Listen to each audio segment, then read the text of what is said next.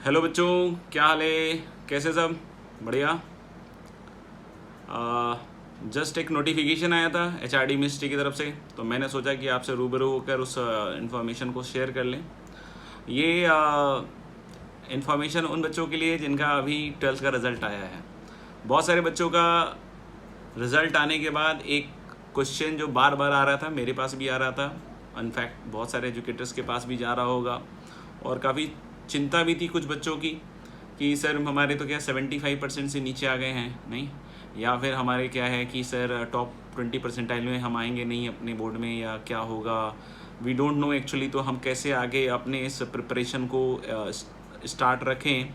जो भी बच्चे जो जेई 2020 में अभी मेन और एडवांस के एग्ज़ाम देने वाले थे, तो उनके बीच में बहुत सारा कन्फ्यूजन चल रहा था, जस्ट बिकॉज कि उनका कहीं ना कहीं 75% से सर मेरा तो 74.1% आया, थोड़ा सा रह गया सर, अब क्या करें, अब क्या अगले साल रिपीट करना पड़ेगा, एलिजिबिलिटी क्राइटेरिया मीट नहीं हो रहा है, क्या करें सर, क्या करें सर, क्या करें सर, क्या करें सर, क्या करें सर, ठीक है ना। तो इस तरह के सवाल बहुत सारे बच्चों के मेरे पास आए थे, और कहीं ना कहीं भगवान ने आप सबके सुन लिए क्योंकि जो एचआरडी मिनिस्ट्री का जो अभी अभी लेटेस्ट ट्वीट आया है respected HRD minister Ramesh Nishank Pokhriyal ji का, कि वो सारे बच्चे जो इस बार के एलिजिबिलिटी क्राइटेरिया को मीट नहीं कर रहे हैं उनको वेव ऑफ कर दिया गया है। कहने का मतलब ये है कि जिन लोगों ने भी 12th पास कर लिया है वो सब एलिजिबिलिटी क्राइटेरिया में आ गए हैं, वो मेन के एग्ज़ाम को फेस कर सकते हैं, कहीं कोई दिक्कत नहीं है।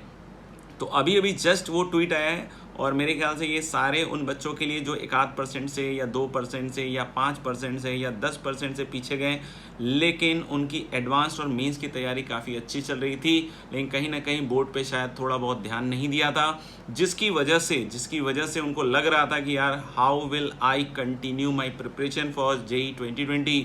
उन बच्चों के लिए एक बहुत बहुत बहुत बड़ा, कहते हैं ना, सरदर्द हो गया था। उन सारे बच्चों के लिए ये एक बहुत गुड न्यूज़ है।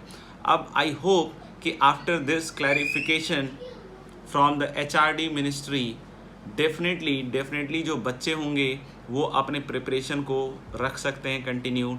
अभी भी काफ़ी समय बाकी है।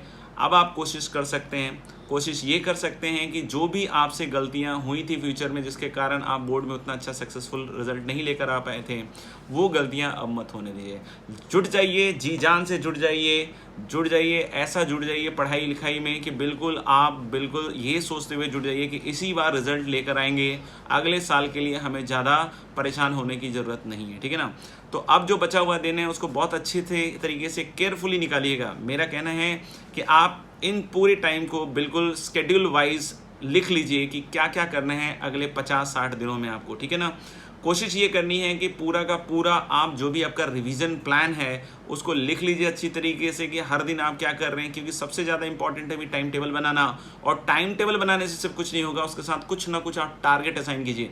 टारगेट असाइन करना is very very very important, ताकि आपको at the end of the day पता चले कि आपका कितना टारगेट कंप्लीट हुआ है और उसके हिसाब से आप आगे बढ़ पाएँ।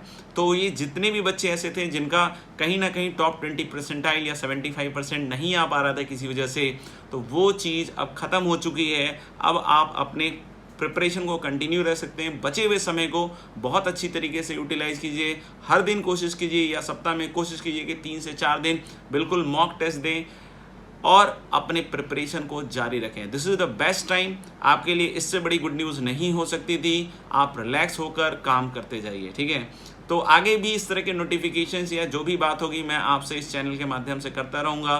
तो कोशिश कीजिए कि इसको लाइक करें एज वेल एज शेयर करें और ज़्यादा से ज़्यादा बच्चों के पास पहुँचाएँ, ताकि उन सारे बच्चों का भी टेंशन दूर हो पाए। तो सब्सक्राइब करें बेटा और मस्त होकर पढ़ाई करें, ठीक है। तो मिलते हैं अगले वीडियो में। Thank you.